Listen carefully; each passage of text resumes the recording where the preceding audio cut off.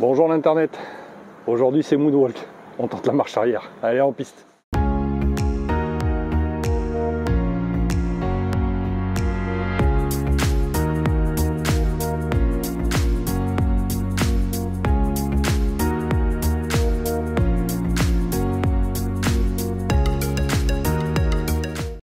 Pour tenter la marche arrière, j'ai regardé très peu de vidéos sur internet. J'en ai regardé une ou deux rapidement, mais j'ai vite arrêté parce que j'avais peur d'avoir un a priori négatif sur le fait que ce soit dur, que ça allait être long, etc.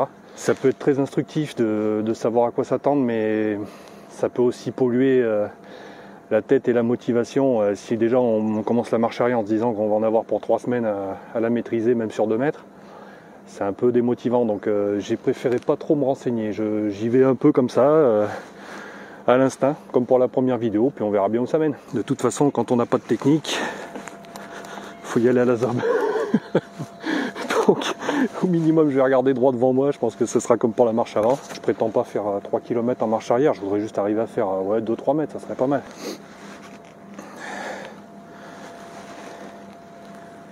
Bon, déjà je vais essayer de regarder devant moi, ça sera peut-être plus simple. Ouais, en regardant loin, c'est peut-être ce sera peut-être la clé, ouais. Ah bah disons, si je commence à perdre l'équilibre même en marche avant, on n'est pas rendu. Ouais, le but c'est vraiment d'arriver par exemple dans un endroit serré, hop, repartir en marche arrière et repartir en avant. Ce serait ça l'objectif. Bon, allez, je vais continuer mes essais un peu tout seul et je vous reprends après.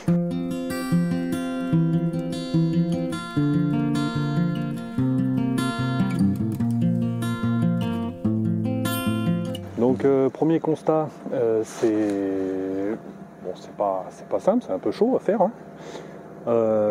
C'est clairement mieux quand on regarde bien loin. Je remarque que la roue a souvent tendance à partir du côté de mon pied fort. Alors après c'est peut-être aussi que je m'éloigne de la barrière inconsciemment. Donc en compensant un peu sur mon pied le plus faible, donc le pied droit, j'arrive à rester un peu droit. Par contre c'est vrai que c'est particulier parce qu'il y a des fois on arrive à faire 1 ou 2 mètres quasiment sans toucher la barrière et puis des fois dès les 30 premiers centimètres on part de travers. C'est comme tout, hein, faut pratiquer un peu, mais ça me paraît pas infaisable. Du coup, j'ai essayé de vous trouver un cadre un peu sympa. Comme ça, si jamais c'est pénible de me voir faire mes essais, au moins vous pouvez profiter de la vue. Quand on avance, on est assez relativement droit. Quand on recule, il faut vraiment plier les jambes et tendre les fesses en arrière. Non, je ne me laisserai pas aller à la blague sur le fait d'avancer ou de reculer. Ça sera un peu trop facile dans cette vidéo. Ouais, je me suis trouvé un point lumineux là-bas sur la ferraille, on le voit bien, donc j'essaye de pas le quitter des yeux. Alors que c'est bizarre, quand j'avais commencé en marche avant, il me fallait que je regarde moins loin, un objectif beaucoup plus restreint, alors que là en marche arrière, il faut que je regarde beaucoup plus loin pour garder le buste droit. J'arrive des fois à faire 1 ou 2 mètres. Voyons, si je lâche à partir de ce point-là, jusqu'où je vais. Presque jusqu'à celui-là, allez, on va dire 1,5. Ça doit faire 2 mètres, un peu plus de 2 mètres. Ce que je vais faire maintenant, c'est que je vais essayer de m'accrocher à la barrière et de reculer sans avoir une sécurité. Parce que je pense que ça m'avait posé problème aussi au démarrage, c'est pour ça que j'ai lâché très vite la barrière.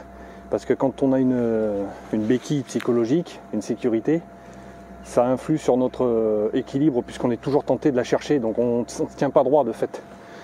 Donc je vais tenter de m'accrocher et de reculer dans ce sens-là, là où j'aurai rien pour me tenir. Ça m'incitera à faire gaffe à ce que je fais avec mes pieds et mon regard. Le but ce serait d'arriver à moitié de la largeur, on va dire à peu près là où il y a mon pied. Voilà, si je pouvais faire 1m50, 1m50 ce serait pas mal. Allez, j'essaye.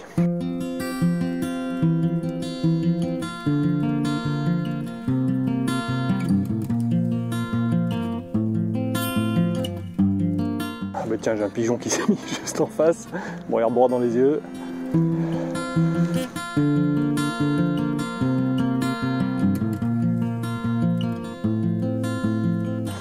Allez, je vais continuer à essayer un petit peu et je vous reprends après.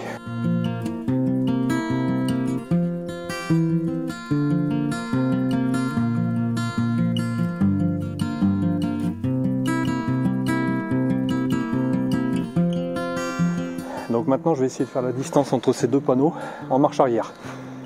Il y a environ 4 mètres. Donc on va voir ce que ça donne.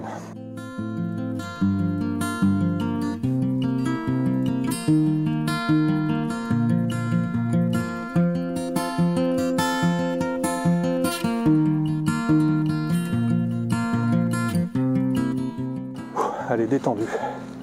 De toute façon c'est sûr, la roue bouge. Mais c'est nous qui la faisons bouger, faut l'accepter. Donc.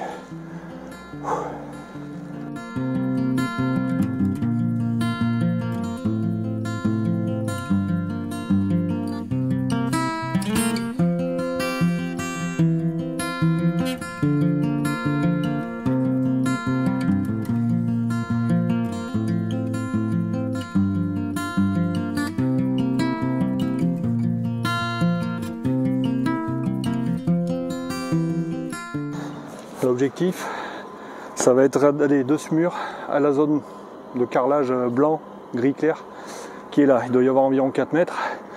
La difficulté majeure, c'est que je suis face à un mur, donc je ne peux pas regarder loin.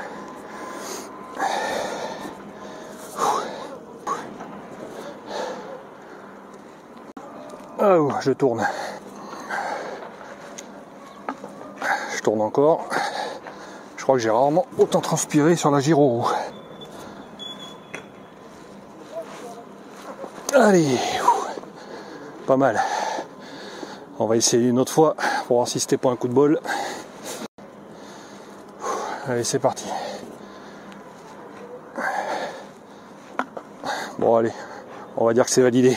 Je vais tenter d'atteindre l'autre zone blanche qui est un peu décalée par rapport à la première. 2, 3, 4, 5, 6. Allez. 6 mètres à faire. 6 mètres, c'est rien du tout. Si déjà je vois le soleil sur moi, c'est que ce sera bon signe.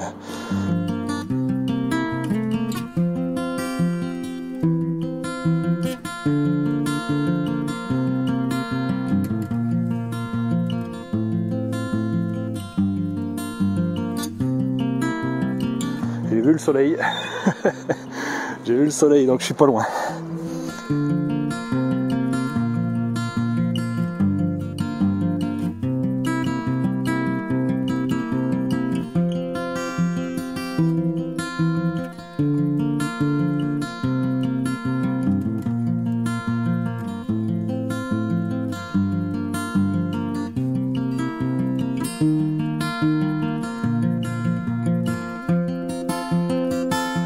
Je pars toujours du côté de mon pied fort. Donc il faut essayer de compenser avec le pied droit.